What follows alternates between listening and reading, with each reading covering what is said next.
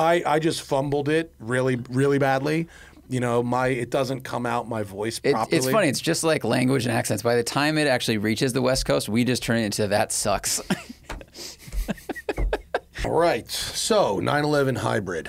What's up, folks? This episode of the podcast is brought to you by Off the Record. You love Off the Record. How do I know you love Off the Record? Because y'all keep telling me. That's how I know. You guys email me all the time talking about Off the Record. Saved your little backsides over there when you're out being naughty boys and girls on the highway. What am I talking about here? I'm talking about not pleading guilty if you get a ticket of any kind. Any moving violation, you guys know what to do. offtherecord.com/TST or code TSTPOD on that Off the Record app. They will assign an attorney to fight that ticket for you wherever you are in the country. And if they can't get those points off your record, you don't pay. It's that easy. Only suckers plead guilty. Go to Off the Record and just get it handled. Alrighty, folks, on this episode of the program, there is some drama at the local Cars and Coffee. The battery has died on my Bentley, which is not technically the Bentley's fault, but the promise of a reliable daily driver is slipping farther away. Should you get a third-party warranty on a used luxury car? Can a sport bike give you the full hypercar experience? Why, I have no idea what your collector vehicle will be worth in 5 years. Plus, the big one, I review the new 911 GTS T-Hybrid, the first ever hybrid Porsche 911. It's a good one. Cruise show on today's Smoking Tire Podcast. Hello. Welcome to the podcast. You're looking into the future, or at least we're looking into the future because we're recording this on July 3rd and it won't come out until July 11th because I am going out of town next week and I need to get ahead. I need a little more ahead. Where are you going again? New York to see family. Cool. Yeah. It's not work. Because don't you go to New York for work in like 3 weeks? I was going to do that, but then I changed it because for the there's... RT thing? What? Wasn't there a road and track thing out there? There's a road and track thing in August. Performance Electric Vehicle of the Year. Oh, okay. I thought there was a different That's thing. after Pebble. No, I was going to go to... I was invited to go to my buddies at Town Porsche in Englewood, New Jersey to be like... To do like... They're doing a double RWB build. That is what I was thinking of, But then... It's not that I don't want to go do that. It's like if that was in LA, I would go do that. But... there's a bunch of my family that's coming to my parents' house the week before that. Mm-hmm. And that's more important than watching a crazy person cut into a 911. Why do you think he's crazy? Or just is he? I think he's crazy. He's like a eccentric artist. Yeah, for sure. Okay, that kind of crazy. Yeah, for sure. You know, like I don't think he's. I think he's. From what I gather, a very nice person who's very focused on the task at hand. Did you see? You probably didn't. Only because it was like on Instagram Reels and TikTok. But someone did a like funny version of him making RWB, and it was so genius because it was just like it's like a kid. He just like sits and looks at a car, and he cracks a Coca-Cola, sits and looks at the car, and then all of a sudden it looks like he's spitting out smoke because what's his name is known for smoking a lot of cigarettes, but he just has tissue in his mouth, and it's such a quick cut that you for the first three you go, is that just like a big cloud? And then you realize that he's just jump cutting, spitting Kleenex out of his mouth to look like smoke. That's pretty over funny. And over and over again. Yeah, it's really funny. And it's just like a cutting wheel, and just like looking at the thing. Yeah, my friend who is the owner of this dealership where they're doing this thing, was like, you know, they had to like do the build in like a special part of the dealership because in order to prepare for him to like chain smoke the entire time. And they're like, originally we were gonna like do it in the showroom, but like he can't smoke 500 cigarettes in the showroom. Like, so they have to do it basically in like not even the service bay, in like the service like driveway. Like where you pull in to get your car serviced, where it's covered but still like outside. They need the tube that you use when you get your car tested. I said get him a spoof. I said like college. You know, fill a paper towel roll? Fill a 2-liter with some dryer sheets. I think he needs the thing the EPA used to test Volkswagen. You know, he's just got to blow into that tube. Yeah. But so I'm not going to that. But it's not because I don't like the people at Town Porsche. I do like the people at Town Porsche. Speaking of Porsche dealers, August 3rd, mark your calendars, everybody. August 3rd, which is a Saturday, WCCS will be the featured guest at Porsche Santa Clarita's Always Excellent Cars and Coffee. So I'll be there. A bunch of our members will be there with their cars. They're going to have us all parked in the underground level. Porsche Santa Clarita has like the best cars and coffee around right now, not only because of the variety of cars that show up. It's hundreds of cars. You know, it's on private property, so it's not getting shut down. The layout and the flow of the place is really good. Yeah. The staff is really good. Plus, free coffee for everybody. And fucking great breakfast burritos. Yeah, really great good breakfast burritos. And they have the floor. And they have the whole museum underground.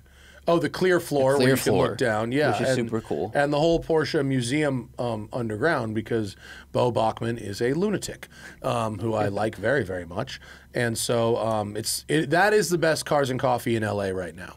And so I try to go every month. It's first Saturday of every month. There's Wart's car. It's like a mini Peterson Cars and Coffee. You get a little museum, you get a little hang. Yeah. And they have that upper parking area. I mean, it's like a drive-in, drive-out kind of thing, but they use that. So like you said, it has good flow and it feels like curated and it's and nice. Stuff. Yeah. And their staff is really, really on point with that kind of stuff. If they did it in the afternoon, I'd go. I don't like going to Cars and Coffees at the Peterson.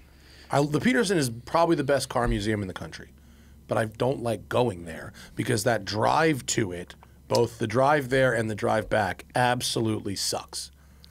Has nothing to do with the museum itself. Lovely people. Just because it's across, for people who aren't from here, it's just city driving. It's garbage-ass city driving. And it's on Fairfax through Little Ethiopia, which is one of LA's like worst choke points when it comes to traffic and just being shitty. Yeah, it's like 6 lanes to 3 lanes. To 1 lane. Yeah, that's right. It's 1 lane each way. Yeah. Right. And it's a major artery in the city, but it's very small. Yeah. Good food, but... Oh, Little Ethiopia? Fuck yeah, dude. If you want to get some Ethiopian food, fantastic.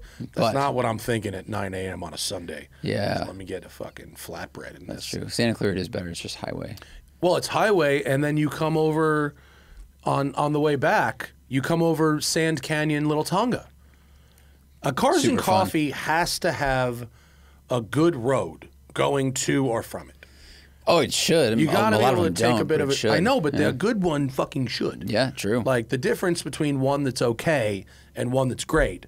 Like fucking when it was at Bill's in Malibu, like at least it's like the PCH is nice, worst case, or you come down the 101, you drive through the canyon, or you hit the canyon right afterwards. Like that was the difference between that and like the one in fucking Irvine, which was the original one, but like, 40 miles down the 405 and then 40 miles back. Like, yuck.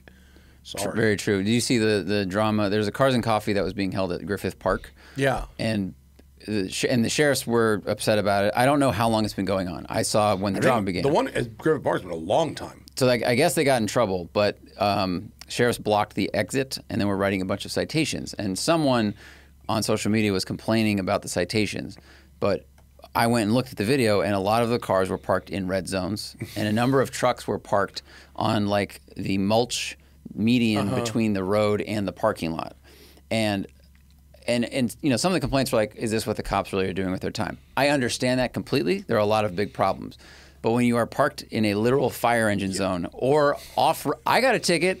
You were there in Yosemite. I parked off the road more than the other. There were a lot of cars were parked on the dirt. But I you parked were like more 4 on the dirt. feet further into the dirt. I was. Yeah. And I got a ticket for that. And I understand that was my fault.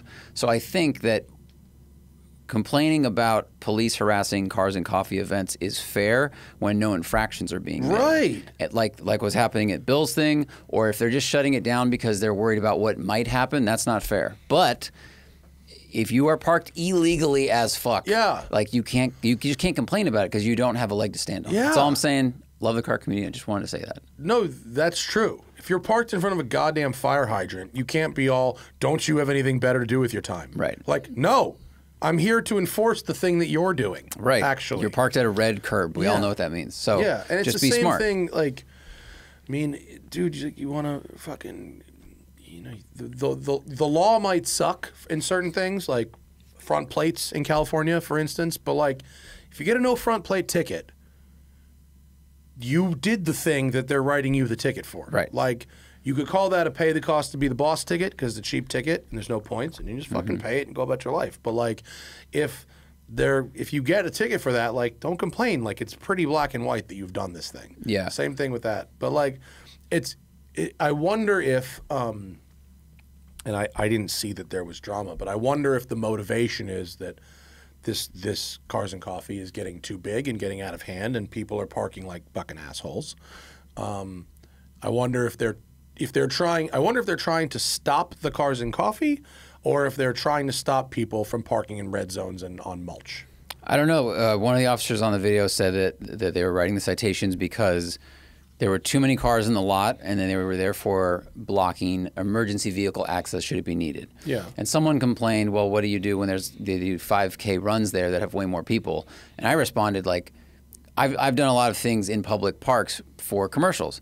You have to get permits. And what you do is you present them with insurance, but also a basically workflow diagram. You give them an overhead shot and you say, we're going to be here, this is here. And I'm sure they do that for 5K runs. So I think if you're doing this on public property, I think we should be able to use it as members of the community. Right. But you probably do have to go through some official channel and just talk to them about what you want to do, and then you can make it happen. At my South Bay facility, I have to, if an event is over like 100 people, I have to get a permit for that. And to get the permit, and this is not on public land. This is on my private parking lot. I fucking own it. I paved it. I pay for it. It's mine. But still, if it could potentially impact the rest of the community in any number of potentially very small ways, meaning there are more cars legally street parked on that street because they don't all fit in the lot, so people are street parking. Not talking about illegally. I'm talking about this street typically has very few cars parked on the street. But if all of a sudden one day there's a lot of cars parked on the street, that could be a negative impact to the neighbors. If the way that cars are parked on the property means that a fire truck couldn't get to the rearward building, that could be. So I actually, like you just said, to have an event, I have to get a permit, and that permit has to be signed off on by the fire department, by the police, by the city council, and I have to present a diagram that shows emergency ingress, emergency egress, whichever one is out. Emergency egress is out. That has sign-offs from all neighbors within, a couple hundred yards, acknowledging that they know about this and are okay with it. And all kinds of stuff. What type of vendors am I going to have? What type of this? And do I need to have a fire truck handy? Do I need to have a police handy? How many people will there be? And I have to pay for all of that in order to have a Cars and Coffee on my own private property. Wow. Yeah. Yeah. I'm sure Santa Clarita might have to go through that too. We don't know. We're speculating, but they might. They have people. Yeah. I mean, I do know that it got busy enough up there that they do have police regulating the in and out flow. Right. So then they're definitely working with the city on that. Yeah. And I know it's murky for people that, like, if you want to set up if you want to meet your car friends at a public park, okay, you can do that. But I think once it grows beyond the legal spaces, and if there's vendors. Well, if there's vendors, that's a whole different story. I don't think there's vendors here. I think this is kind of like the Bills thing where it's informal, but it grows beyond the actual spots. And then if it impacts the rest of the city or pisses off the police because you're parked illegally, you're drawing attention. Yeah, I mean, there's someone had a shirt that was like "Cars and Coffee is not a crime," which is like totally true.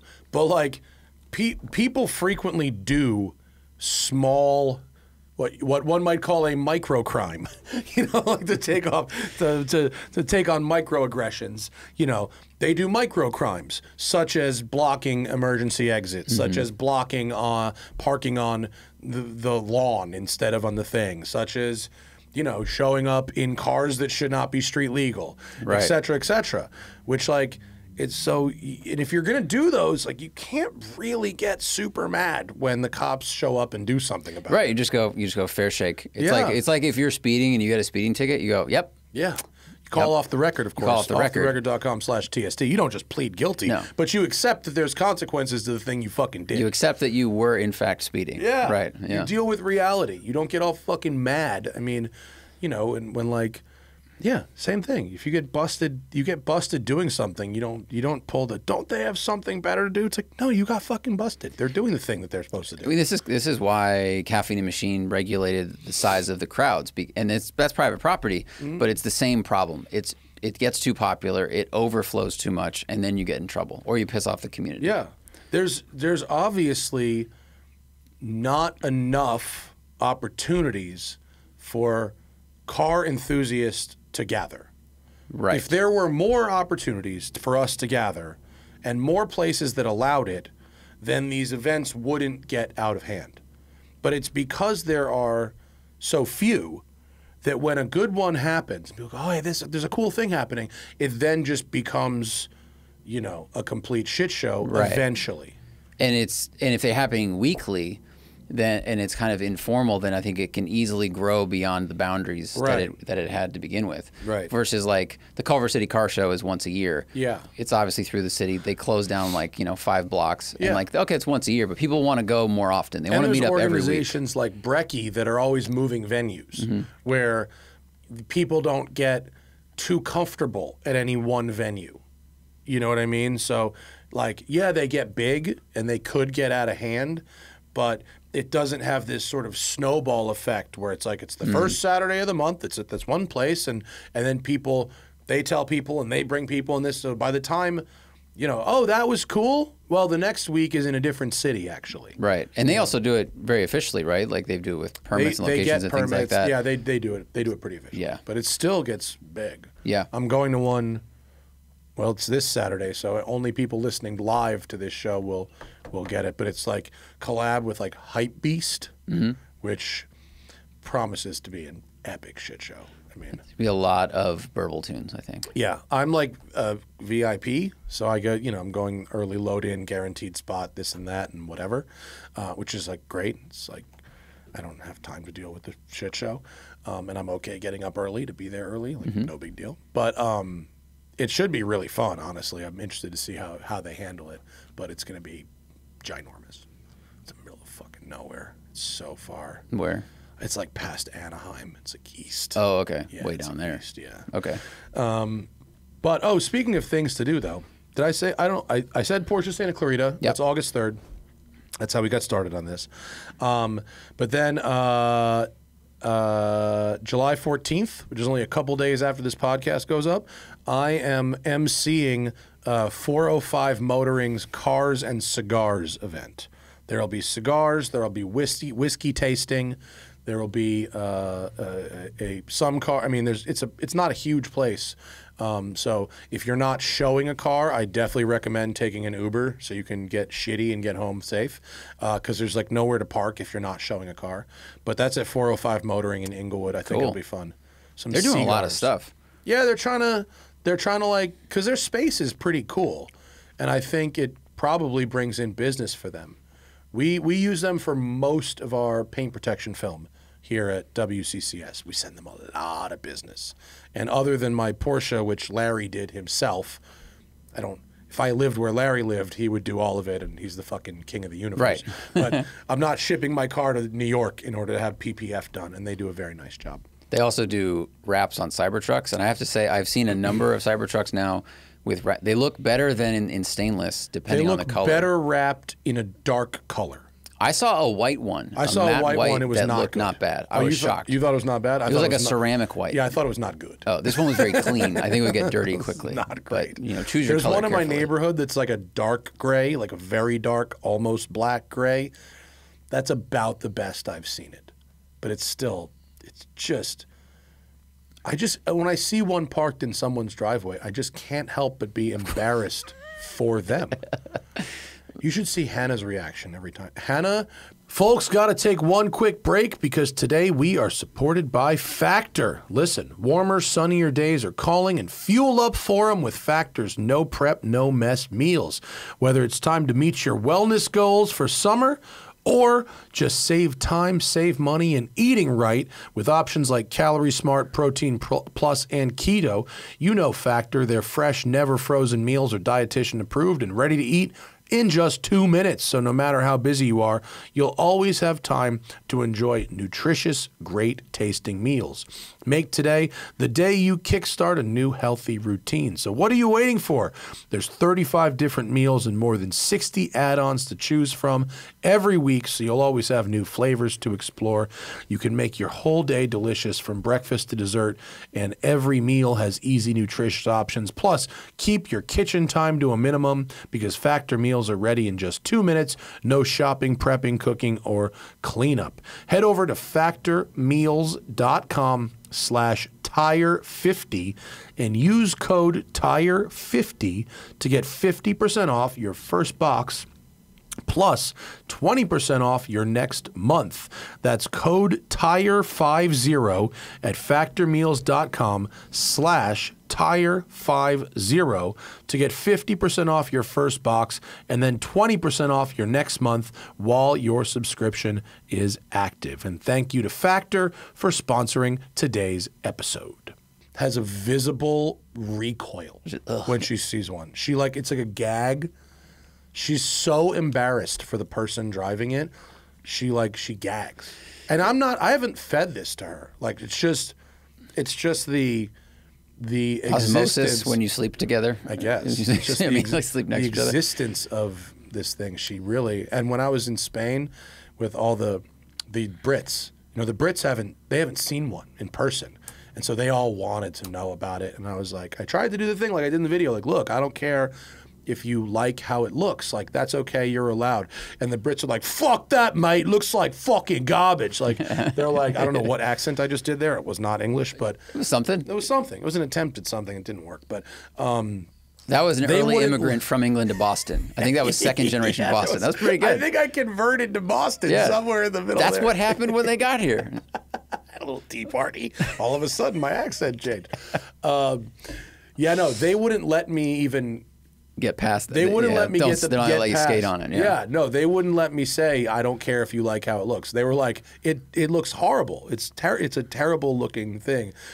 He was like, if you're, he said something along the lines of like, if your compass has led you to that, the next place it should lead you is off a bridge. Which is like the kind of thing that only an English person. Yeah, so clever. I made that what was a very a gorgeously formed fucking kick in the taint. Yeah. I just fumbled it really, really badly. It doesn't come out my voice properly. It's funny. It's just like language and accents. By the time it actually reaches the West Coast, we just turn it into that sucks. So we're efficient, but a little simple. Yeah. Mate, if your compass has led you to that, the next place it should lead you is off a bridge. So good. Which is like, God damn, why can't I? Why don't I have those words? The price slashes on those. I saw one listed on Cards and Bids or maybe Facebook. It literally had like 158,000 with a cut through it, and it was like 138. People are just shaving money off the price. Well, dude, you want to talk about good? I think right now. Oof, we're in the meat of a buyer's market right now. Everything is soft. Everything. I mean, we just sold 4 cars on either Bring a Trailer or Cars and Bids in the last week. All of the buyers got great deals. I mean, the sellers were not super happy, but they understand like where we're at right now, and it wasn't because like we at WCCS didn't represent the cars well. Like they all got lots of comments, lots of views on the auction, and like that's what I can do, you know.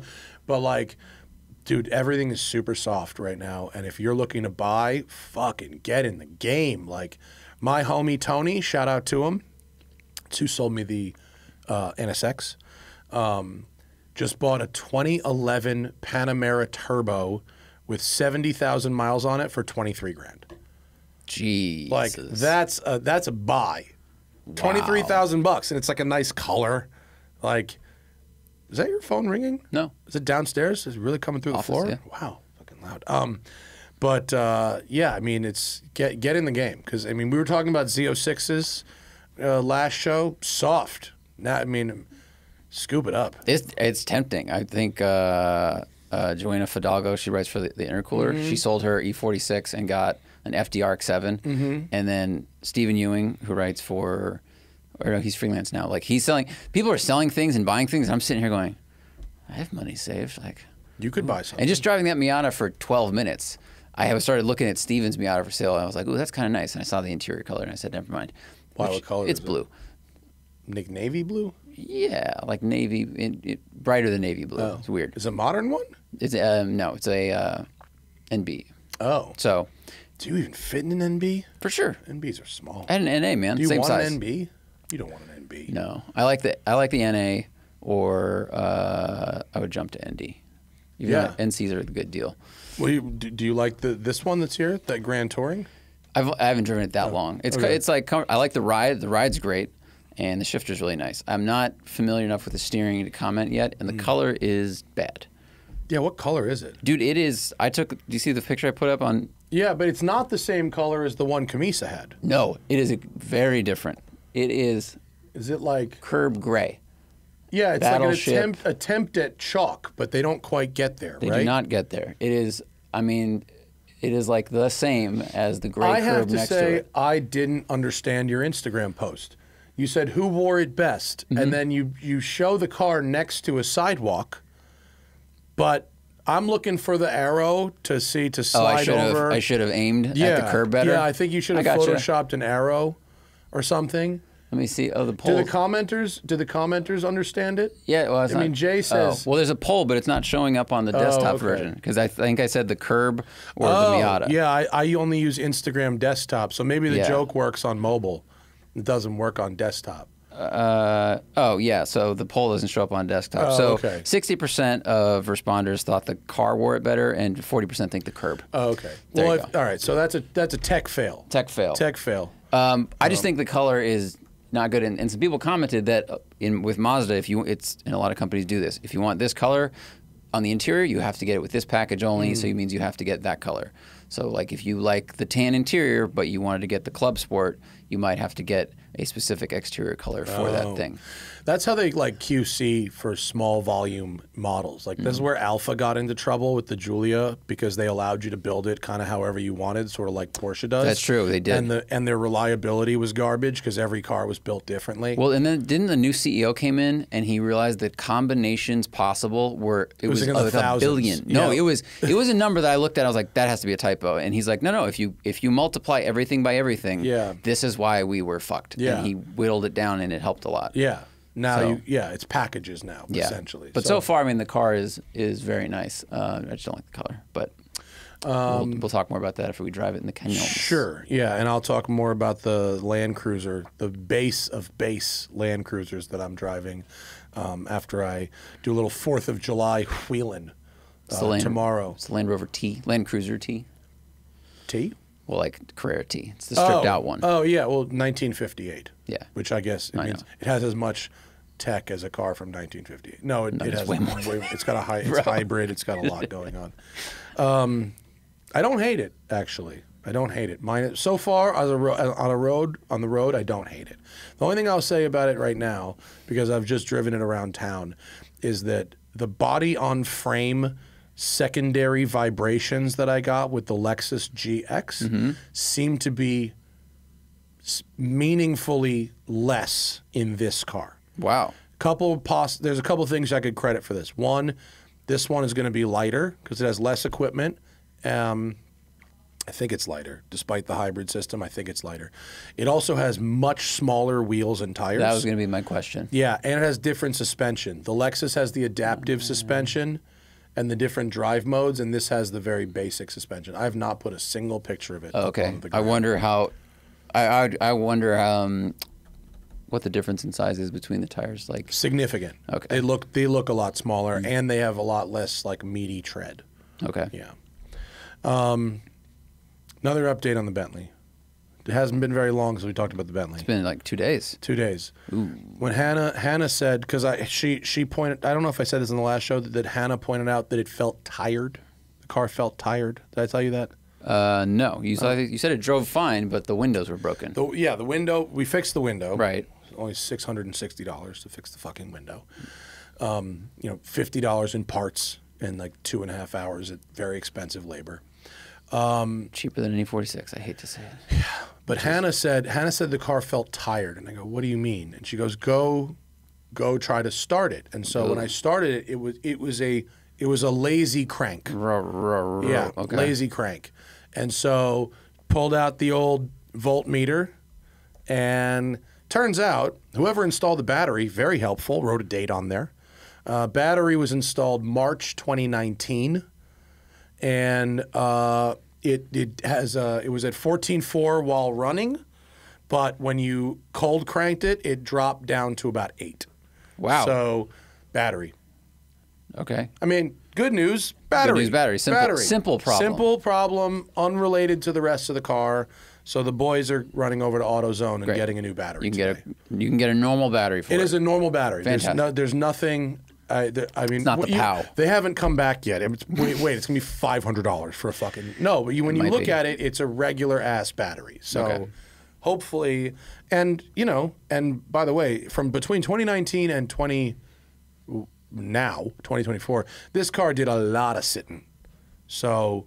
Well, it's 5 years. What's the normal life of a car battery? I mean, 5 to 8? 5 is probably pushing it with a car that doesn't get driven very often. I've had to buy a new one in my tenure with the BMW, which I've had 6 years. So I mean, if you bought a brand new car in 2019, you probably would not need to replace the battery now. But, like, I don't know. It's probably it's the fucking battery. So. Well, Interstate Battery says a battery will last 3 to 5 years usually. Okay, so then some can go as long as 10. This is an Interstate Battery, so then we're at the end of that. Right. we have gotten past that by 2 months. So good news is it's not the car. I mean, it's part of the car, but it's not like, oh my God, go back to fucking Charlie and fuck this. It's like we can fix this one quickly. Okay. Because she also said that when she had started it, the radio was acting a little funny, which, I mean, electrical, whatever. So, I don't know. Well, so it's getting low voltage to the radio, probably. Yeah, it was getting, it gets real quiet. It was affecting voltage. So, Bentley updates. That's it's kind of all I've got on my list for today. I realize that's not a lot. That's a short, we've only been doing that for 30 minutes. Well, but we also have lots of questions. Hour of questions as usual. Do we? Okay. Fuck. 4th of July. Hannah's leaving means I'm going to do nothing but work for 6 straight days because I don't have a fucking life. When does she leave? Tomorrow. Oh, 6 okay. a.m. flight, July 4th. You want to fly somewhere for cheap? The July 4th flight is, she got a great seat, fucking Delta Comfort for pennies. Wow. I mean, not literally, but New York, LA to New York, I think it was under $300. That's Delta Comfort. Cheap. Cheap. That's real cheap. Yeah, cheap. For LA to New York. Yeah. Jeez. That's usually one of the more expensive That's probably flights. the most expensive domestic flight normally. My flight to Knoxville. Knoxville sucks. It was a cash grab. Yeah. I love Knoxville as a city. They fucking rake you. Yes. Nashville, too. They rake you over the coals going to Tennessee from California. Why is that? Well, They're Sam trying to keep us here. No, Sam, who lives, he lives there. He said that the reason Knoxville does it is because there's so many companies incorporated there that most of the flights in are write-offs from companies. So the airport raises the prices a bit. Yeah, because it was shockingly expensive, even buying months ahead. So that's when business class. That's when it went. When flights went from first class to business class. That's when they did that because it was businesses buying the tickets and they could just fucking jack them. Yeah. In like the 80s and 90s. That was. So I think that's why it is. Yeah. New York's funny because half the planes are business class, and I'm never getting upgraded there. The flight I just took back from Spain, Charles de Gaulle to LAX, which was like almost 12 hours. There were 24 rows of business class It was 24? Yeah, 24. It was legit half the plane. It was a 777 ER, and it was 20. I looked at my ticket and I was like, how am I business class and I'm 18L? But then I got on the plane. It was like, oh, no fucking shit. Yeah, it was 24 rows of business class. It's the fancy section. They also had the little, at the very nose, the very front, they had the suites.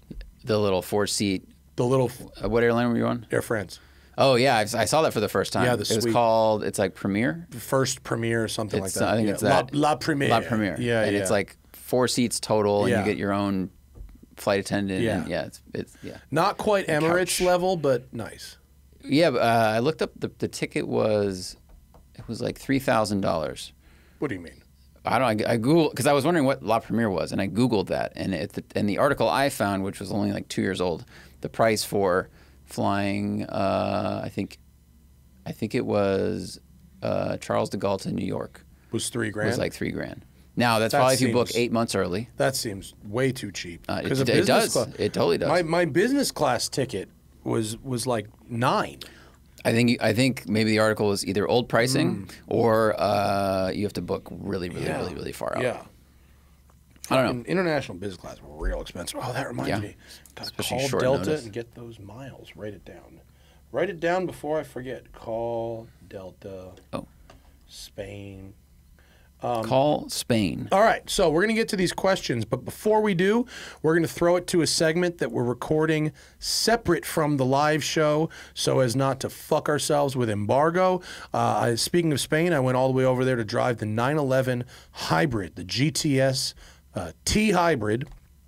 And it is a very interesting car, but you can't hear about it until July 9th. And so I can't do it on the live show, even for the patrons. I appreciate you all very much, but we're not going to roll the dice on cheating. So let's get to a segment about the 911 GTS Hybrid, and then we will come back and answer some of our Patreon questions. All right, so 911 Hybrid. The internet's not very excited about this one. I bet.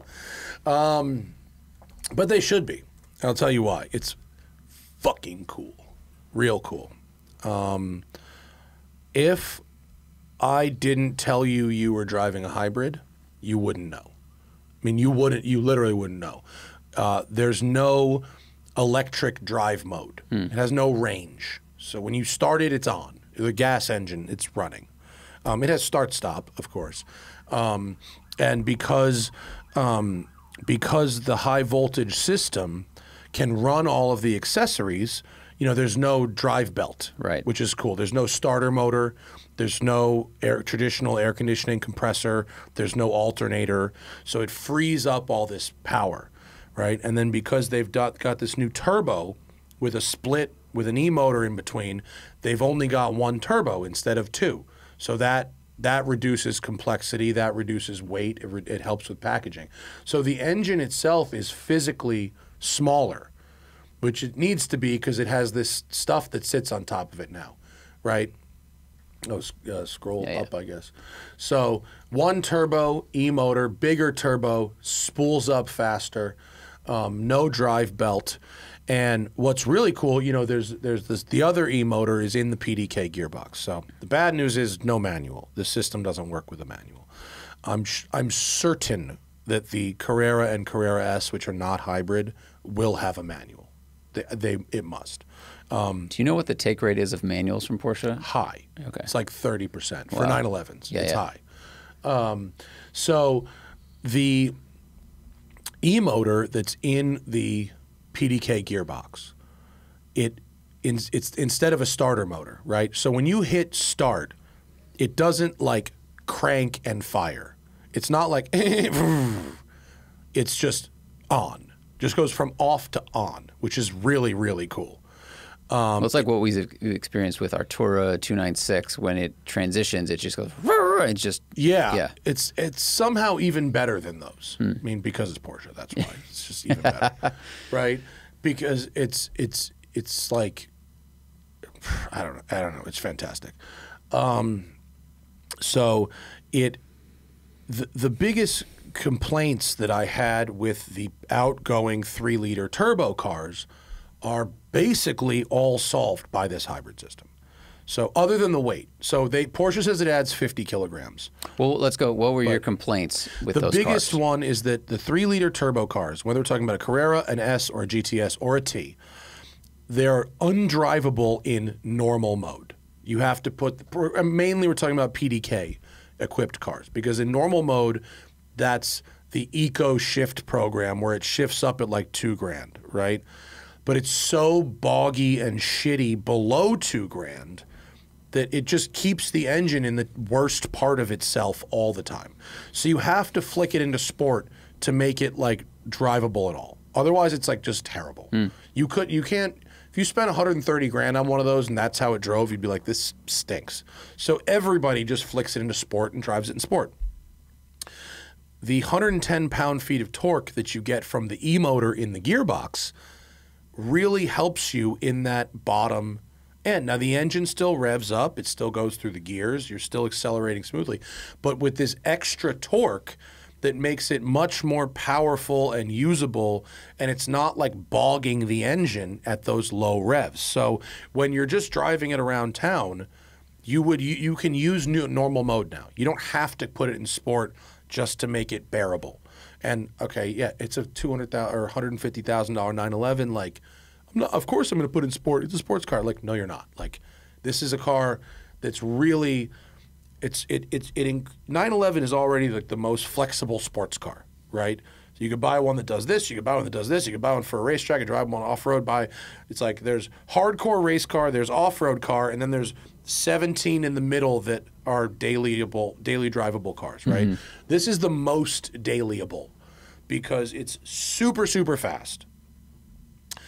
It has, because of the 400-volt electronic architecture, they have upgraded the processors in the electric Bilstein dampers. Oh. So they can respond like way faster, which means they run softer springs. So the ride, it's the best ride of any of the 911s. The GTS is. So it rides awesome.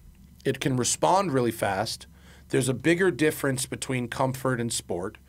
And you can just drive it in normal mode without it bogging and feeling shitty all the time. Wow. And because the e-motor being in the gearbox, the start-stop technology isn't like, ugh, how do I turn this off? Like, it's actually like, it's bearable. Well, also, one of the things I don't like about start-stop is you can, in some cars, you can feel the air conditioning get reduced. You can feel the fans get, like everything slows. It feels like the car is dying. Right. Whereas with this, if there's a stronger battery, I assume that's not an issue. No, because those things are not, they're not run off the engine. Right. They're run off the hybrid system. Right. So now most of the time, like in normal and sport mode, it keeps the battery at like 70, 80%.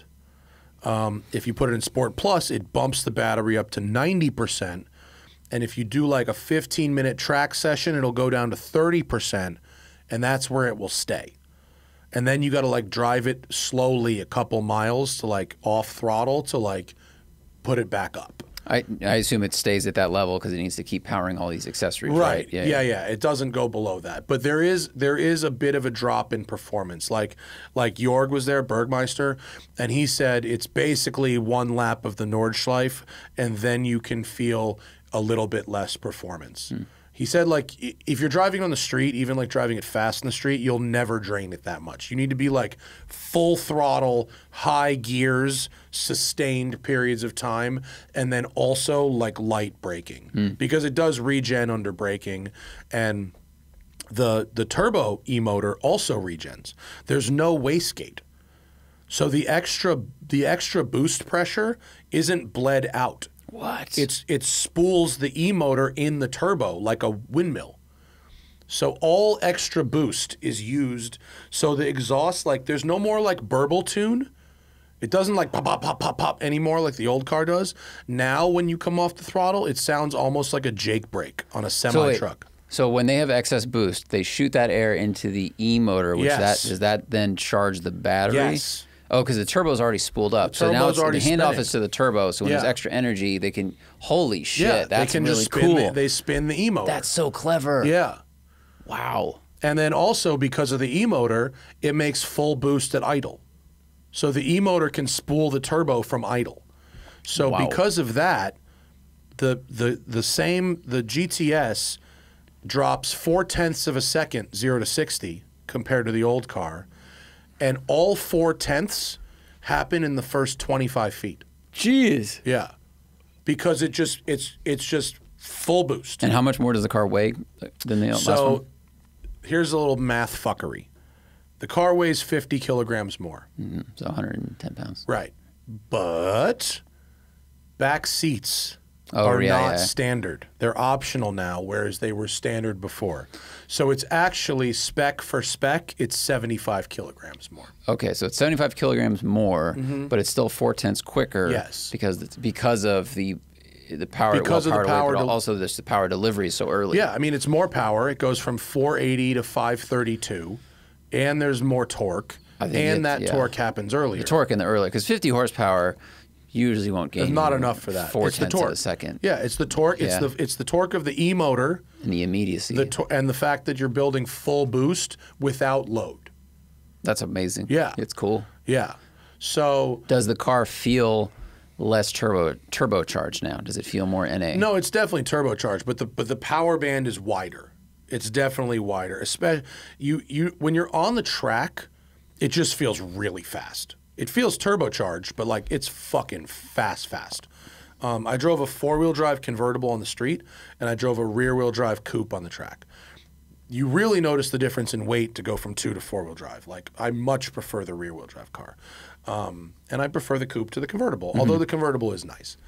For southern Spain, convertible, quite nice.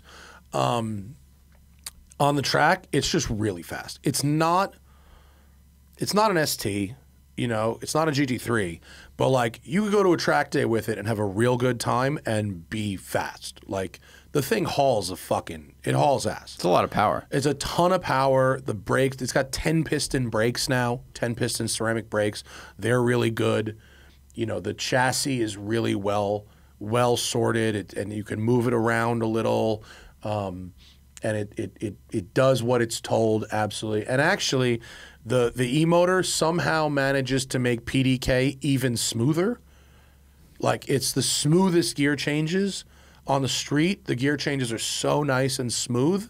And then on the track, in Sport Plus, between like second and fourth, it kicks like a Lambo.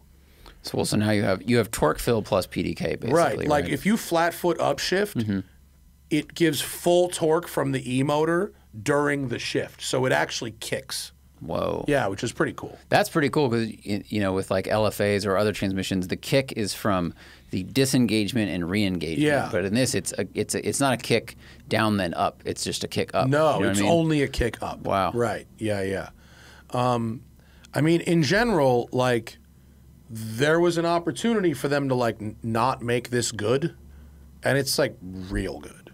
It's really, really nice. It's kind of what they do. I don't want. You know? Well, they always get like 95%. Occasionally, there's stuff where it's like the Taycan GT's brakes, where I'm like, okay, this I wouldn't have made this choice.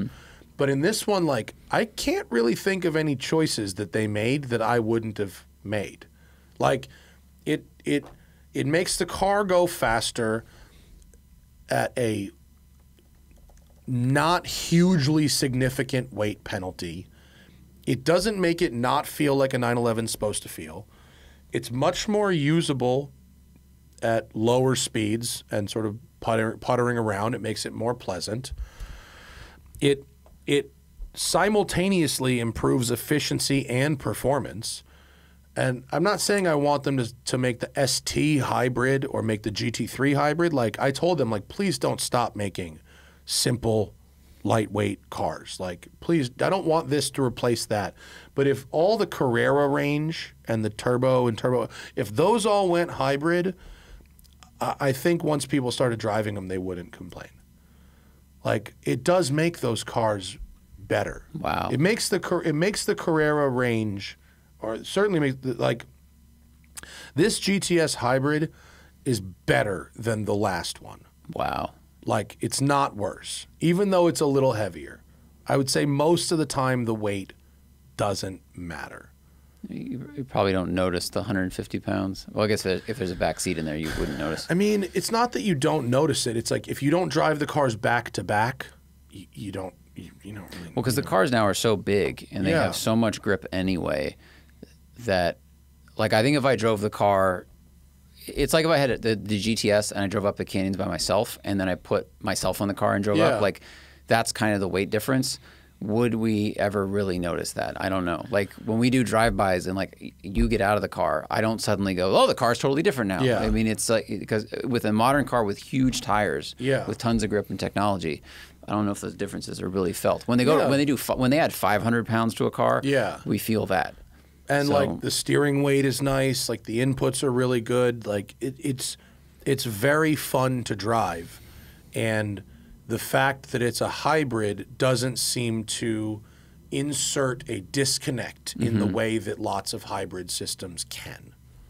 And the fact that there's no like electronic noise. Like the E-Ray, when you get into it tells you that you're using when you're using hybrid, because like over half throttle it starts to go.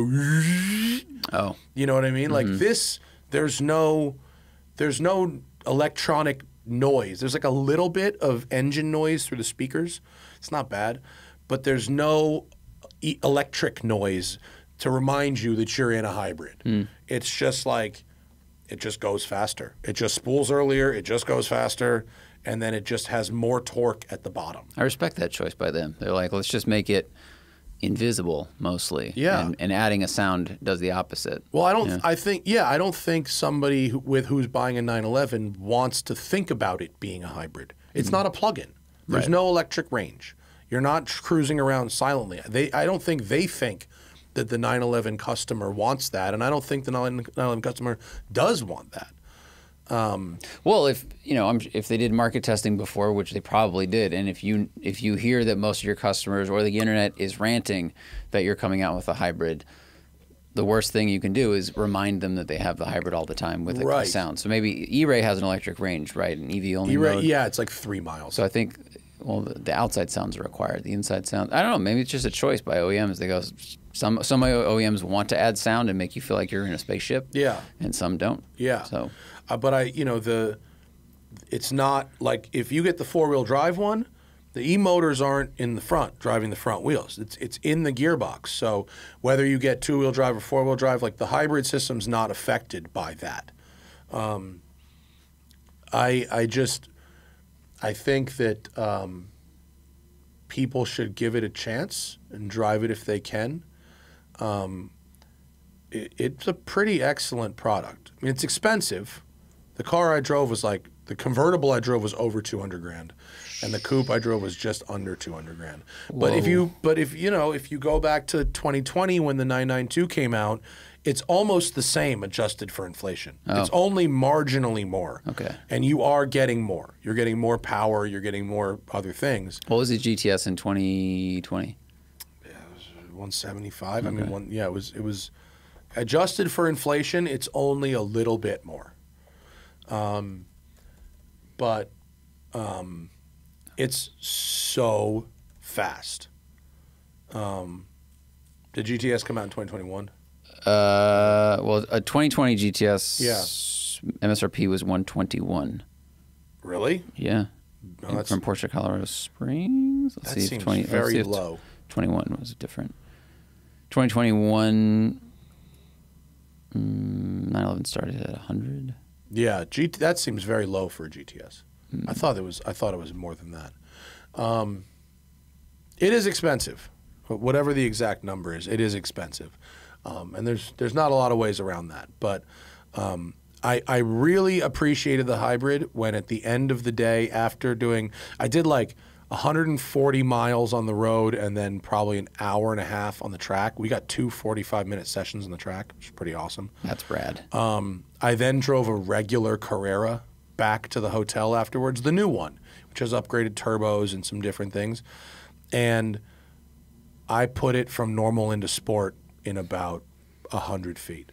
It was not drivable in normal mode. It's a nice car, and there's an argument that all you really need is a Carrera because it's got good power to weight, still a fast car, good balance, and it's a very, very nice car. But that 3-liter motor it needs to be kept above 2,000, 2,500 RPM. And in that normal mode, when it stays really below that for fuel economy, fucking, not only is it gutless, but it's very unrefined feeling. Okay. So it's, I mean, very impressive package. A 2022 Carrera GTS started at 138. Okay. But that was 2 years ago, so maybe they creeped up. But so I don't know what the base price. Hang on, what is the base price? Hang on, let me see if I can. Oh, might be in here. Let's see, image links, agenda. Do I have the? Here you go. Oh, there it is. Yeah. So Carrera GTS 2025. Yeah, it's 164.9. Okay, so 164 to start 2 years ago versus. I mean, it's pretty close. 140. It's a little more. It's a little more for sure, but it's pretty close. Right? It's like 25 grand more. Yeah. I have to check inflation. Anyway, but what's important is the execution of the engineering. And it's very, very good. You know, if it's invisible, that's good, and if it's an improvement, then that's great. Yeah, it's a bummer that you can no longer get a GTS in a manual because of the hybrid. But it's also important that Porsche found a way to separate the GTS from the S, and because S, T, GT, you know, base Carrera, Carrera T, S, and GTS, those were pretty tightly packed in terms of what you got. Well, especially once everything became turbocharged, Right. the sensations were really close. Yeah. Yeah. And so depending on now how you the option. GTS has moved a little up market and separated itself from the Carreras below and from the turbo above, and in a very interesting way that make it pretty unique in the 911 lineup, at least now. I suspect all the Carrera range and the non-GT cars will be hybrid in the next 5-6 years. Do you think the turbo will have hybrid? My guess is the regular turbo will not be, and the Turbo S will be. That's my guess. That's a good point. But that's a good way to separate them as well. Yeah, yeah. If I was Porsche, I'd make the regular turbo rear-wheel drive and manual, and the because that's how you'd step on the Sport Classic customers. True. It's important that you do that. Right. And then the Turbo S. A friend of ours would be very upset about that. But, but that's how you do it. The 911R customers had to be stepped on, hence the GT3 Touring. Porsche knows this, so they do that. So anyway, it was a very not only was the setting beautiful and the weather was beautiful, but I was like, the fact that the car was that good, I was like, oh, this is all right. They really just have some of the best engineers in the game, you know, when it comes to driver feel experience. I mean, they really know what the core market wants and then what the wider market will appreciate if they even notice. Right. You know? Yeah. And I really think if I was going to get one to drive every day, it would be fantastic if I was in a position to be dailying a 911. And a lot of my customers here at WCCS, they daily 911s. And if the people around the country, the 911 makes a good daily driver, this is the best daily driver 911. So would you do 911 Targa GTS? They had one there. I didn't get to drive it. It would be sick. Yeah. The people who drove it really liked it. But I think are all the Targas, is it, can you do, you can't, yeah, all Targas are all-wheel drive. So I would really want a rear-wheel drive GTS. Probably go with a coupe. That's probably how I would do it. I love a Targa, but man, I want a rear-wheel drive. Rear-wheel drive Targa would be the jam. That'd be sick. You could make that. You could disconnect the front fucking diff probably, but you just got to be one of the Porsche family members and have them make that. Sonderwusch. Yeah. So thanks to Porsche for having me out. Be sure to check out my video that's out on the channel right now, and there will be a written piece in next month's print issue of Road and Track magazine, which is themed The Science of Speed. Gap? Sorry, live people. You're going to have to come back to that one later. Right. If you want to ask us questions for the program, if you want to get the show ahead of time, if you want an ad-free listening experience, and if you want to get some exclusive access to early merch drops, patreon.com/thesmokingtirepodcast is how you do it. And let's answer some of those questions right now. Joshua Massey says, are third-party warranties worth it on used car purchases? Extended warranty. Well, extended warranties are different than third party. Third party is like insurance. Yeah. And it could cost you more money in the long term to have that insurance than if you had an emergency fund saved. So the best thing to do is have an emergency fund saved, unless your car is crazy expensive to repair. But if you can't do that, and if having like a $3,000 repair bill show up will really fuck you, then it is a solution to that problem. I mean, the most important thing about either warranty or, like you said, an insurance policy is that it actually pays out when you need it. Of course. So a third-party warranty, that it doesn't necessarily matter that it happens to be third-party, as long as you're 100% certain that if you take your car to a dealer, Land Rover or whatever the fuck, dealer, how did I come up with Land Rover? I don't know. But if you take your car to the dealer, that warranty will pay for that repair. Mm-hmm. So that's the most important thing. So like, it's a math problem, right? Are the problems that could, if you're buying a used European luxury car that has fancy electronics, fancy suspension, fancy this, fancy that, versus buying a 7-year-old Camry, right? It's going to be a lot more expensive to fix, and things that will probably go wrong more regularly. But if the warranty doesn't actually pay to have those things fixed, then it's stupid. Yeah. So you have to read the warranty. You have to, whatever car you're going to buy, you got to call your service center and say, hey, I'm considering getting this Smith's third-party warranty. Will you accept that for this repair? Right, because a lot of third-party warranties only let you take your car to like approved places. Right. Which, okay, you should investigate what those places are, but it may not be the dealership you used to go to, which is not a bad thing. Independent shops can be really great. You just need to be aware of where you're allowed to take it, and maybe is it convenient to where you live or not convenient to where you live? And also, like you said, what does it cover? Because there's like 6 different types of warranty. Like there's the powertrain, drivetrain, bumper to bumper. There's something called a wrap warranty, which is everything except your drivetrain, powertrain. So it's like the accessories, the electronics, all those things. That's not a warranty that covers subwoofers and license plate frames only? And like just exterior vinyl. So you just need to like make sure you're covered the way you think you are. Otherwise, you end up paying for insurance, as we all have experienced this, where they go, oh, teeth, not part of the body. Sorry. Yeah. Like my garbage-ass health insurance plan right now. To follow up on that, Troy Kessner says, are extended warranties a good idea on low-mileage enthusiast cars? Say a car is 4 years old but only has 5,000 miles. Yes. Things can wear out and need replacing for age, not just mileage. And like you said, if the car is very complicated and has a lot of complicated technology, especially if it's new technology, those things could break. Justin says, from the last cruise show, it sounds like I might be in the market for an EV errand car. Have I looked at a late production e-Golf? No, I don't know. If I'm going to buy an EV, it's I want a brand new car. I want the latest shit. I need 120 miles of range isn't helpful to me, unfortunately. I can't make it. If I need to use that car as a camera car for a shoot in the Angeles Forest, I can't make it there and back. Right. Like, that's a problem. Right. And we can't visit our family in San Diego. I can't reasonably do a Vegas trip or there are people for whom an errand car, like a true errand car, is a great thing, and 15 grand for an e-Golf, like Camisa fucking loves his, and good for him. But mine isn't an errand car for me. It's an everyday car for my wife. And that includes sometimes driving distances.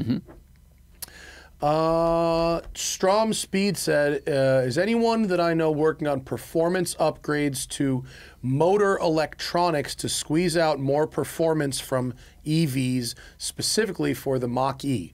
What is your outlook on the performance upgrade market for EVs in general? No. I mean, really nobody's making EVs go faster in a straight line, in part because they're also fucking fast. Let's see. Someone asked in the Mach-E forum, basically, is there something like Unplugged Performance? Unplugged Performance, well known for making modifications and upgrades for Teslas, Model 3s, Plaids. They've campaigned but even couple cars in Performance Pikes Peak. they don't do motors. They have like diff coolers and stuff. Right, but, it's handling but they and don't stuff like actually that. make the motors or batteries output more. Right. And so someone responded in March of this year that the only mods for Mach-E's right now are suspension and tires. Yeah. I think it's probably such a technical undertaking to try to upgrade a motor in an EV. Dude, your risk level is so high. And the cost would be high. Yeah. And what for? And Yeah. how small would that market be? Yeah. You know, to modify a Mach-E versus if you want a really fast, cool, custom-made EV, you would just build like a purpose. You get a Tesla model, you get a Tesla Plaid engine motor off something, and you'd bolt it to something else. Yeah. You probably wouldn't modify a Mach-E. Yeah, and let me tell you something about most tuner cars. Most people don't actually care if the car goes much faster as long as it sounds and feels like it goes faster. Turbo boost noises, exhaust sounds, that's like 80% of the value in tuning a car. Making it go like, and if you're going to tune an electric car to have 50 more horsepower, it will feel exactly the same Yeah. all of the time. Yeah. Like, and EVs are like so fast that if you want a faster one, like just buy the faster. Like, I don't know who is out there buying the base one going, yeah, I'm going to tune this to be the fast. You just get the faster. There's no better value than just getting the faster one. Related tangent, I saw a video yesterday of a EV dragster that looked very close to a top fuel dragster. I mean, it had the same shape, didn't have as big of a wing, but all right, fine. Huge motors in the back, looked cool, and I go, ooh, okay. Like, and the title, the clickbait title was, "Is this the future of drag racing?" It lines up, does a burnout, huge burnout, launches, runs a 9.2. Exactly. And I comment, like, I'm like, no disrespect, but this is the same speed basically as like a Lucid Sapphire will run. Lucid Sapphire is $200,000. Sure. I hope what do you think it costs them to build this car from scratch? I hope to God that it costs less. I mean, it's simpler in some ways, but I don't know how much it costs. Yeah. But you know, we have a ways to go before that kind of thing is super impressive. And that really highlights how fast EV road cars are. Yeah. Yeah, absolutely. Nathan says, what other cars besides Boxster Spyder and Cayman GT4 are hampered by their gear ratios? Heard about the Honda NSX and the S2000. The NSX does come to mind. I don't think about it very often because I drive my car on the street, but I did once drive a NSX with a shorter final drive, and the response was better on the track. Was that Ryu's car? Or was the other one? It was Cooney's car, Okay. the white one. Oh, right. Yeah. Yeah, Ryu's car is the black one. Yeah, yeah. I'd say like the Mercy, right? Was that the one that's famous for doing 0 to 60 in first gear, which reduced the 0 to 60 time? Well, I don't know if the Mercy might have done it. Certainly Vipers have very long gears. The 2013 Shelby GT500, which a couple of commenters criticized us for not drilling Jamal about the GT500, but Jamal has told me privately that 2013 car had a lot of Carroll Shelby input, those specific targets, the 200-mile-an-hour thing, the 0 to 60 in under 4 seconds thing, and those changes were required by Shelby. And then the GT350 was the car that Jamal really wanted to build, and he got to build it once Carroll died. Got it. But that's one. But I don't know about, like, there's a difference between like hampered. Like, would a Viper with shorty gears be better? I think it would.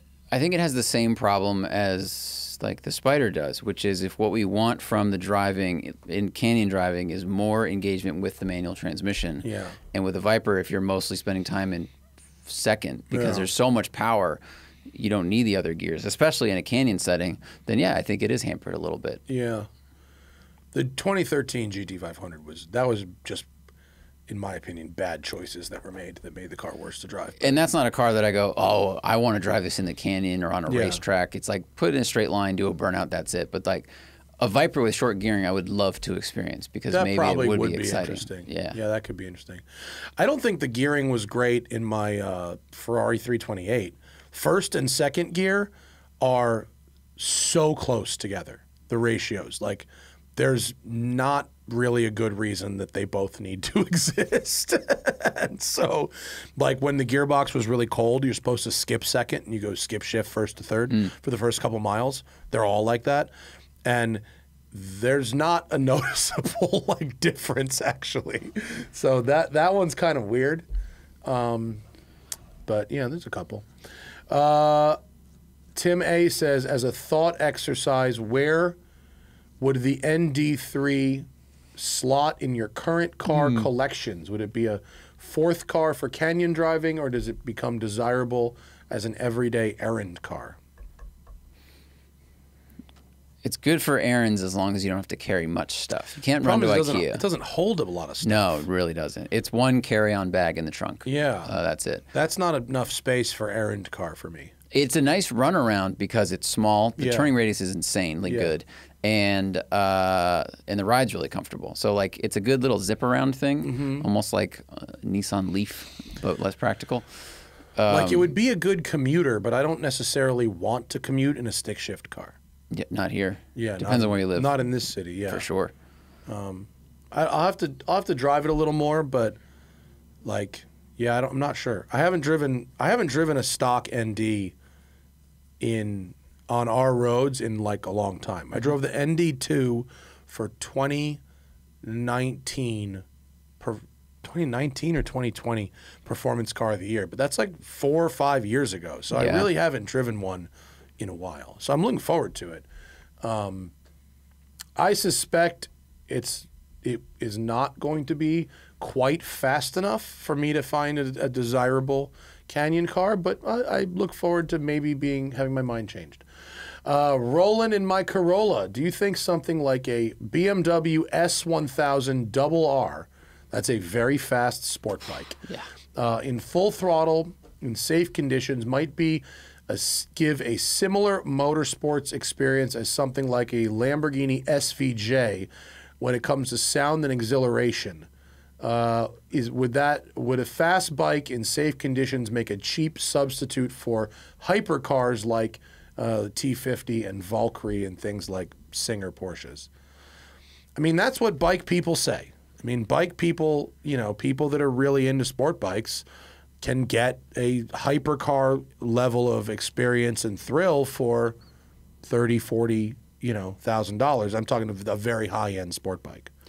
Possibly even I've less. never driven anything that has replicated the visceral experience of riding motorcycles. I think like a Cobra is close, the Exocet was close, but what motorcycles have that cars don't is the exposure and honestly like the risk and the size. I mean, it gave me a feeling of being Superman in terms of flying, not invincibility. We know that, but you're just so exposed and you can go so fast and place yourself wherever you want. It's such a unique thing. I think, a hypercar, the speed is amazing. So sure, it's close in that regard, but new hypercars to me are so wide and you sit so low in them, they almost feel safe in a way, and like the speed is so easily attainable. I think you'd have to go back to something from the 90s like McLaren F1 or F50, something with less electronic nannies, more exposure to get a little bit of that danger feeling. I think bikes are just really unique.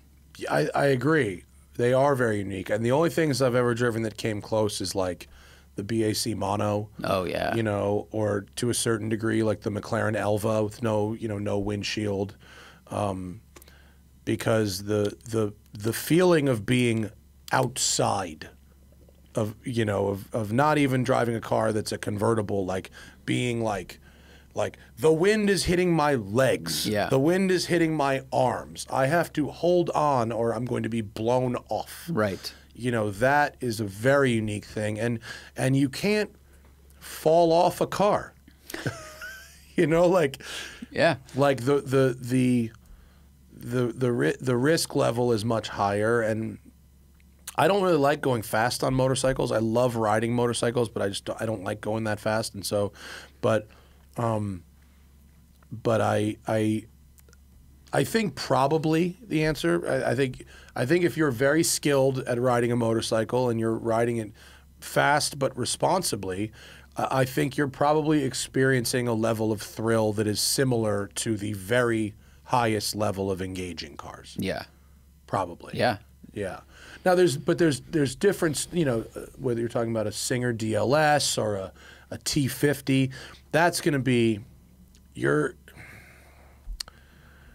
level of engineering that you can experience there. It's going to be different from a bike. The way the shifter feels, the way the vibrations of a 12-cylinder engine and that type of sound. I don't think even the best bikes get there.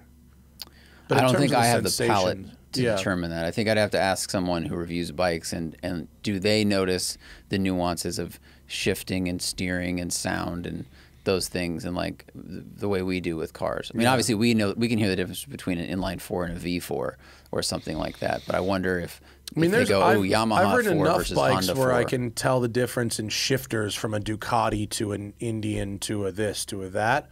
But at the very, very highest, I'm not really sure. I'm fucking scared to ride the very fastest bikes. I don't want any part of that shit. Yeah. Not that, and they're not comfortable. I wonder if motorcyclists care about shifter feel.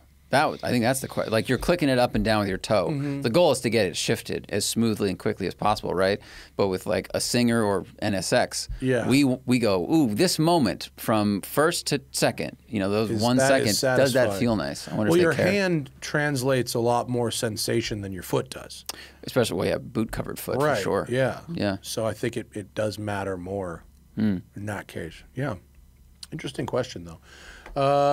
Micah, thoughts on the new Weiss watch? Don't even need to look. Everything Cameron Weiss makes is excellent. It looks sick. Support Cameron Weiss's efforts. Buy his shit. He's the best. Good question says, is it reasonable for enthusiasts who only buy pre-owned cars to critique automakers for the transmissions, options, and color choices that actually get produced? I think it is not. Really? I think it is. Okay. I like this question. Okay. Present your case. Well, because they make these choices based on sales. Like I think car makers they want to make money, of course, but they do want to sell what people want to buy. Mm-hmm.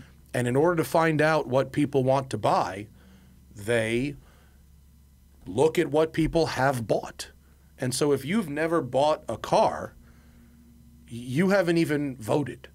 It's like complaining about who the president is and not voting. Complaining about what anything is and not participating. Complaining about, you know, you have to participate in a system in order to complain about the system, to me. So I think they are participating. I just think if you can't afford to participate when the car is new, but I don't think it means your opinion of assessing things like transmissions and option packages. Yeah, I don't think you can complain about that. But like color choice, transmission, or how things feel. I mean, you know, journalists, like we don't really buy many of the cars that we test, but we still have an opinion about them. So I think an enthusiast is an enthusiast is an enthusiast. It's just some have more money than others. So you can still give feedback on, oh, I like this, you know, this 4-year-old 911 I bought. The steering's not as good as the 8-year-old one I used to own. That's not the question. Is it reasonable for enthusiasts who buy pre-owned cars to critique automakers for transmissions, option packages, and color choices? I was focusing on transmissions. In my brain, I interpreted that as someone complaining that the 4-year-old car they bought has a transmission they don't enjoy, like if it's cable versus rod or something. I was thinking that more as like they made fewer manual transmissions. You know, there's not a lot of manual transmissions available, but the fact is, it was available and very few people ordered it, and therefore, like when Ferrari was offering both, they were offering both, and the F1 was more expensive, but the take rate was 90-10 for the F1. Right. So if you're then, you know what I mean, like it's if you're complaining because you're critiquing that Ferrari didn't make more manuals, now 4 or 5 years down the road, well, like they made what people ordered. That's true. And it's like when people complain that there's not wagons here or things like that, and if no one buys them, you can't complain about them. Yeah. And like a lot of things, like it is possible to get these rare options. You just have to do more work to get them. And I'm talking about new. You have to factory order. You have to do stuff to get those types of color packages or whatever. I mean, I suppose I don't want to say that it's unreasonable to critique, but like you weren't in the game when your choice could have mattered. Yeah, that's true. Okay, I agree. I think I misinterpreted the question. What's funny is that Porsche has been one of the companies that recognize, like, they saw the popularity of manuals with the 911R and limited things, and then they went back to providing more manuals. And I think some of that probably comes from the used market scooping up manuals and them having a price premium over PDK. Yeah. So that's actually a place where I think the used market did have an effect. But I understand your point. Chris N. I love Chris N. for asking this question, but I don't like the question. Says, what used car under $100K is the safest purchase at the moment? Something I can put 5 to 10K miles on and sell in 5 years for what I bought it for. I don't think this is a good question because, one, the car is solely considered an investment in this case. Doesn't even really say what kind of car he wants. Presumably he's talking about an enthusiast car, but he's not talking about what experience he wants to have, what car he's always dreamed of driving, what car he wants to enjoy every weekend. It's what is the best investment in a car. And then he's talking about 5, 10K miles and us to predict 5 years down the road what will give him the best returns. Right. Fucking. I mean, this is what we discussed earlier is a great example that people are selling cars on Bring a Trailer, Cars and Bids, but they're getting less than they expected. And if they bought their car 2 years ago, which was basically peak market for this time being, no one knew 2 years ago that the market was going to soften. Yeah. And it is. So we don't know what's going to be happening in 5 years. It could get softer. We could have some sort of calamity, and all of a sudden your safe bet isn't so safe. So there's too many factors with that. I mean, there are certain factors that will help. Manual transmission, pure sports cars, naturally aspirated engine. Probably want to start there. Like a used Cayman 4.0 or used Boxster 4.0 might be one of the safer bets. Yeah. But we still don't know. Because if you bought one of those 2 years ago, it's still cheaper today than it was back then. I mean, the odds say that a great air-cooled 911, if you spent 80 or 90 grand on a great air-cooled 911, that'll probably be flat. Those have come down in the last couple of years. Derek Whitaker posts a lot about that, and he's like, the prices were insane. Well, because for a while. Because COVID, you gotta draw a straight line from 2019 to today and ignore COVID. Okay. If you draw a straight line from 2019 to today and ignore the this, then the this, then the this, then that's what we're looking at now. So a 964 or a 993. Those will probably be great. A Boxster Spider or a Cayman. You can get a Cayman GT4 for under 100 now. It'll be a 2016. It'll be an early one. It'll have miles on it, but they're not maintenance nightmares. They work properly. That'll probably be fun. Great Corvettes. Probably get a fucking dude. I bet you a C6 ZR1. It's like fucking nothing right now, and they're cheap to run.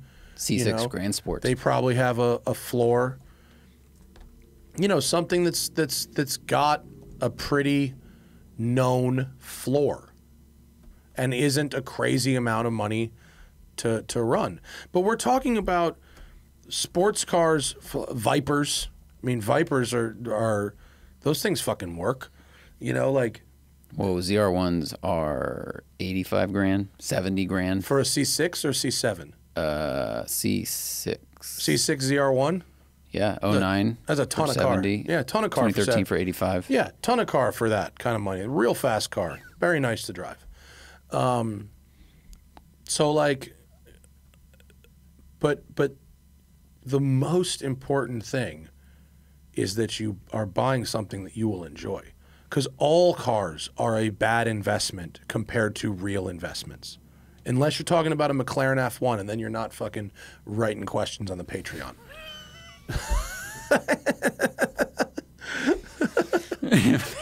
Then you're writing questions on Ferrari chat. Yeah, right. Or you're writing complaints on Ferrari chat. The by far the most important thing is to think about, how do you want to enjoy those 5,000 to 10,000 miles, and not how do you make the most money back on this car.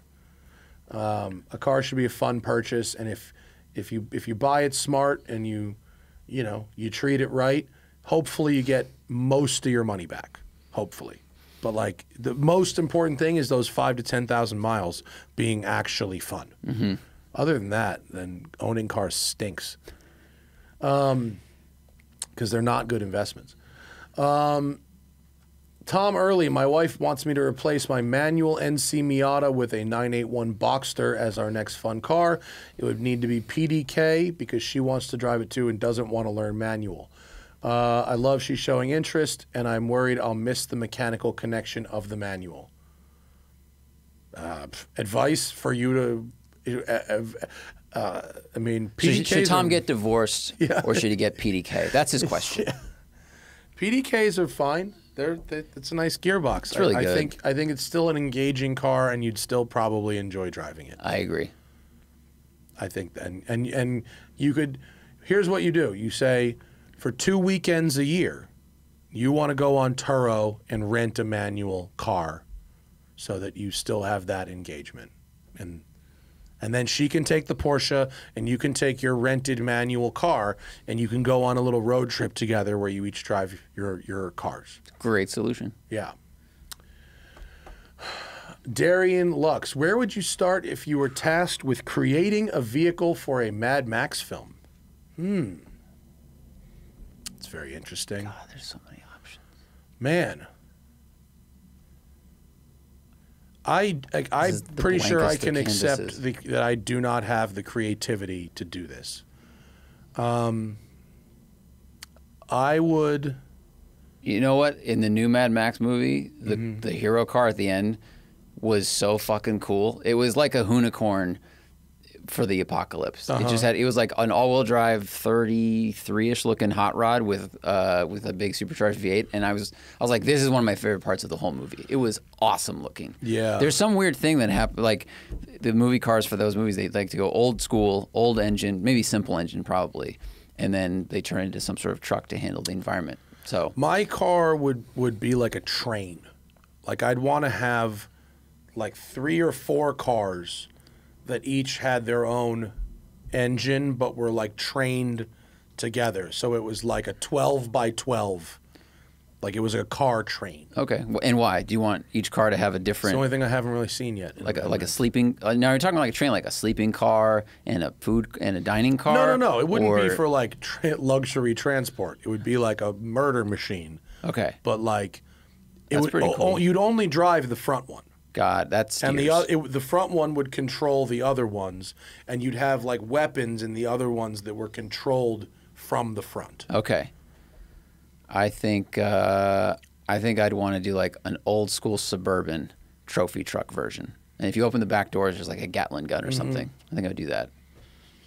There's too many options. I mean, that's why the movie's so fun. Yeah. Jeff Zayer, why don't any OEMs make oscillating HVAC vents like Mazda did in the 90s? Did they break a lot? I tried to Google this. I mean, I imagine they broke. Yeah, overly complex, and nobody actually is buying a car because it has oscillating vents. Remember the Jaguar XF that we had in 09? When you turned it on, the vents popped flipped up. around. Yeah. And I remember watching that and going, that's cool, and that's going to break. Yeah. Yeah, I don't think anybody actually wants that. I think what they want is coverage. Like, the vents don't need to oscillate if they, like, cover everything. True. You know what I mean? Like, yeah. I did think that was cool in the 90s, but I would never buy a car because it had that. Yeah. Dre in Houston, thoughts on modded Miatas like V8 swaps, turbos, and superchargers? All day. They are good. All day. I've driven a V8 one. It was amazing. I've ridden a V8 one that was amazing. Supercharged seems like the way to go without doing a full engine swap. I don't know. Turbo, I just like the NA powertrain so much. Mm-hmm. I don't know what Matt Kukin's answer to whatever question is. Thoughts? The Tundra? I don't know what that is an answer to. That's an answer to somebody's question. Something tight on the belt. I don't know what that is. I don't know either. And that is the thought. Yeah, not sure. Yeah, I don't know. Sorry, buddy. Miguel says updates on the Car You Garbage card game. Not happening. We got quietly negged on that one. Yeah. Yeah. We basically got ghosted on the Car You Garbage. I think they found a different date for prom, but they didn't tell us. Yeah. Whoops. Jack W. The old ticket challenge video with Rob Freddy. Yeah, don't do that. Fun behind the scenes moments. Yeah, the part where I got a real fucking reckless and it cost me thousands of dollars over many years. That's fun. The realization of how much white privilege is involved in that video, that's bad. That was not good. Realizing that only fucking rich white D-bags can intentionally fuck with the police in supercars. Yeah, don't not get arrested. Not only did I get real reckless and Rob got a real reckless, that cop got fired. Really? Mm-hmm. Just for being on camera? For letting me on the side of the road and going to chase Rob. Yeah. Whoa. Yeah. It was not it was a horrible outcome for everybody on that video. Yeah. Holy shit. Yeah, no, it was really bad. All of it's really bad. Don't do any of that shit. It was really fucking stupid. It's fun. Like 3 or 4 times a year, that clip gets stolen and circulated around Instagram. Yeah.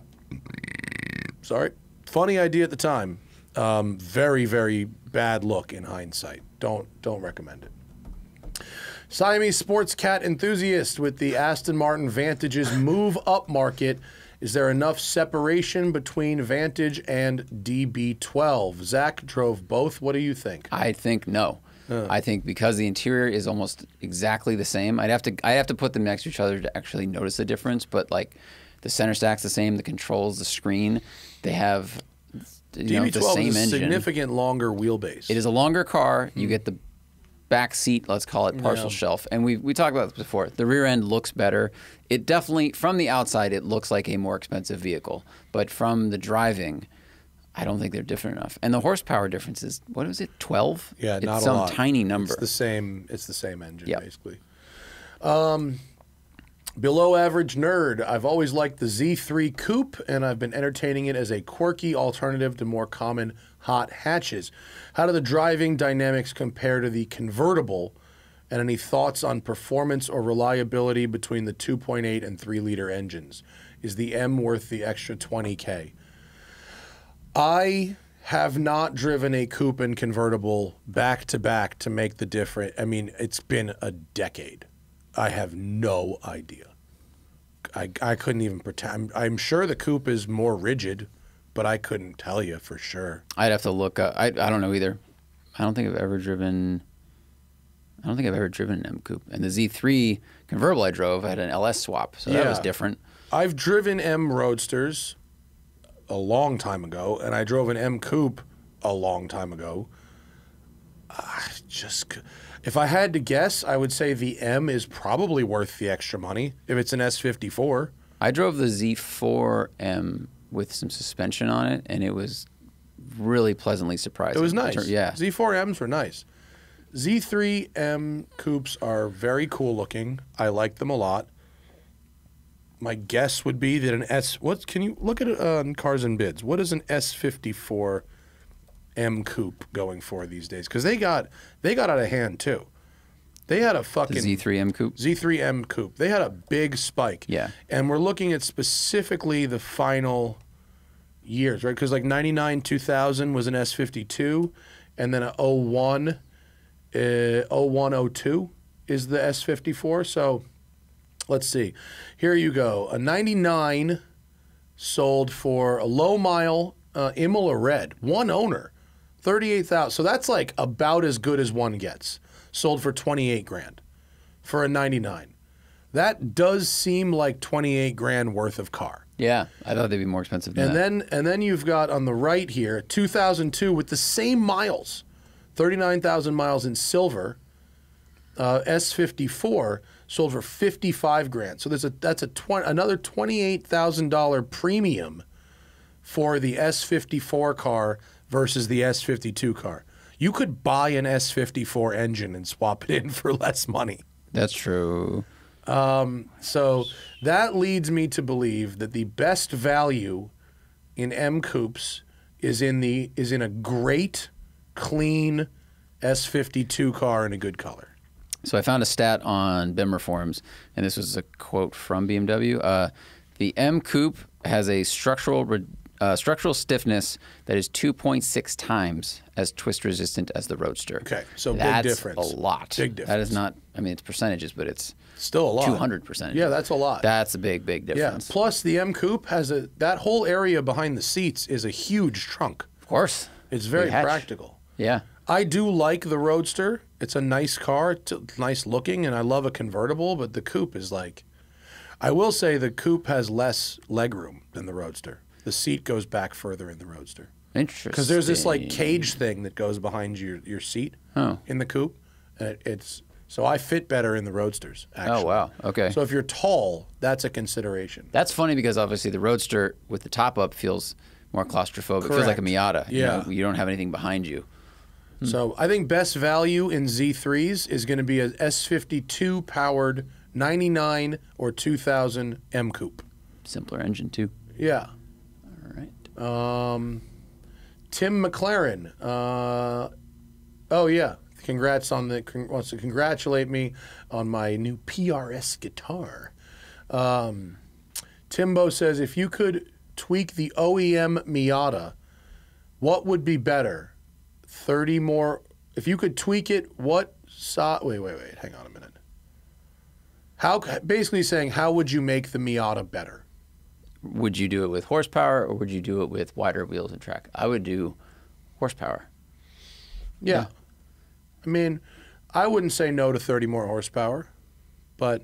Well, because, I mean, the BRZ TS is a good example of the wider wheel track. It's really sticky tires, but it's the same engine. It handles well and it's fun, but for me, the big joy about the BRZ 86, etc., was the slippier tires. The car moved around. That's what I want from driving.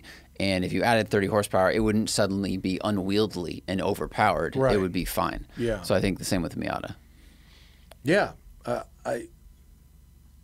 I think it's a slippery slope with Miatas because, like, you very quickly end up turning it into another car.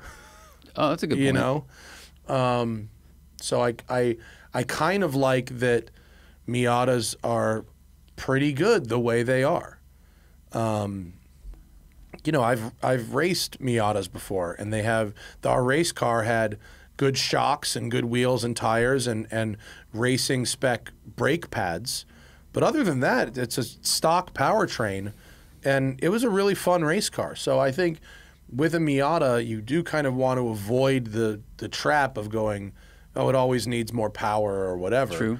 But we'll see. We'll maybe address that when we make the video next week. I think when you LS swap a Miata, it turns into a small Corvette. Oh yeah, which is a compliment to both cars, but you can get a very similar experience from a Corvette. You just don't get the cartoony size. The problem with LS swapping anything is that it very quickly becomes a Corvette.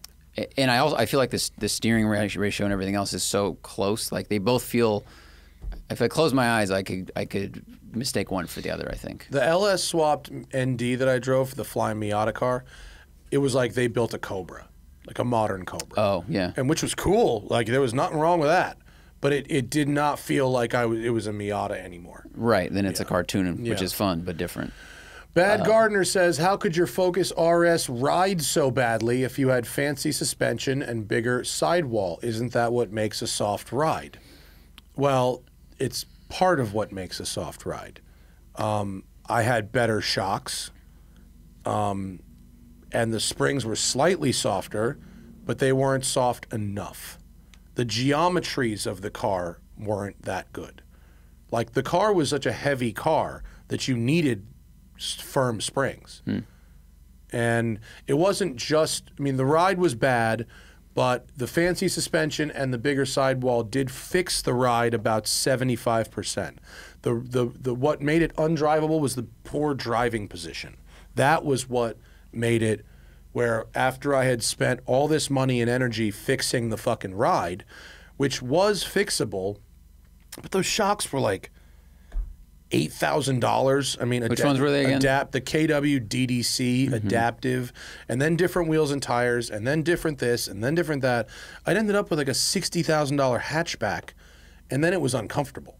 So it was the last straw was that I couldn't fix the comfort of it. The ride was fixable-ish, mostly. It didn't ride like good, but it rode better. Yeah. Okay, K Cars says, first Porsche, 60K, used 718 Boxster S or 997 Carrera S cab.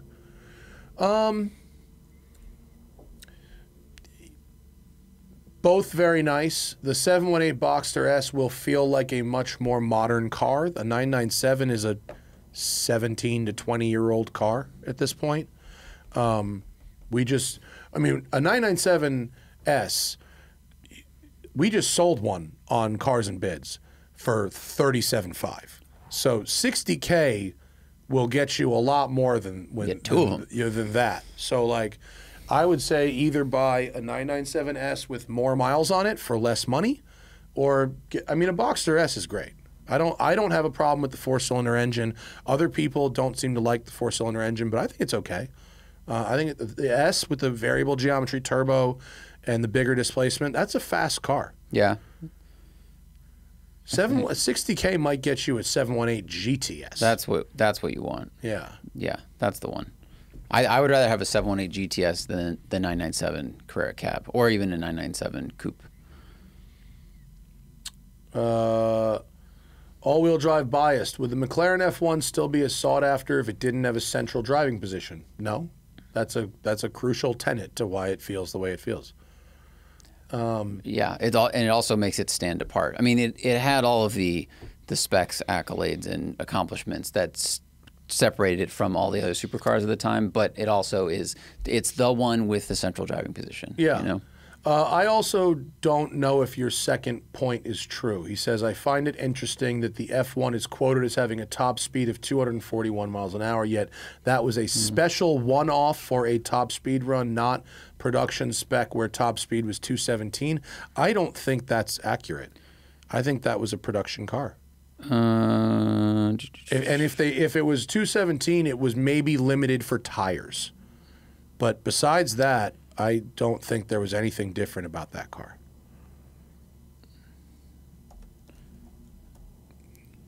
I've read a lot about McLaren F1s. So this is a article from Car and Driver from back in the day. They rode with Gordon Murray, and this says that the F1 runs into the 7,500 RPM red line in sixth at 221. But it's still accelerating. Gordon Murray says that with taller gearing, the car is capable of at least 230. So maybe that was a special car. And they changed the gearing? Or maybe they changed the gearing. I can dig more. I mean... Here, Road and Track. How McLaren set a world record. Well, fundamentally, I don't think it makes that much of a difference. But if it is, that's the first time I've heard of it. Let's see... Drive it. Keep going down. Car was transferred. I'm sorry, I'm reading this for the first time. On his first run, keep going. Okay, so he hit 241. Asked the technicians to raise the red line. They removed the rev limiter, and it hit 242. I keep going down. I don't see anything here about it being limited to 217. It is possible that they ran with a rev limiter higher than the production cars for this test car. If it is, I've never read that before. I don't know. I mean,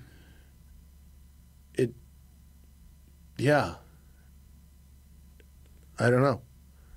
The record they set at Nardo in '93 was 231, which beat Right. XJ220s, but this doesn't say. And then in If '98 that was they tried modified. again and they went 242.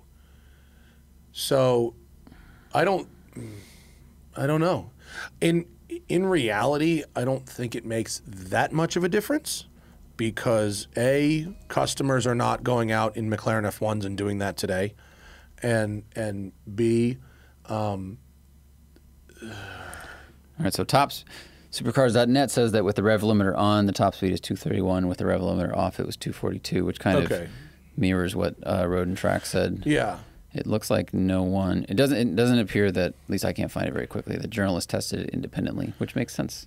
Yeah, I think they were on hand when Andy Wallace drove it, but I don't think they independently checked it. But Car's insanely fast and amazing. yeah, I think it's definitely likely that they either raised or removed the rev limiter for that one test. But I don't think the cars are geared differently. I think it's just that. I think it's just a rev limiter thing. I was reading Sam's book, Smithology, and he has a whole chapter I read last night all about the McLaren F1, and he interviewed different owners, including Jay Leno. And Jay said that a bunch of owners have reported no issues with that car. They drive the shit out of it all the time.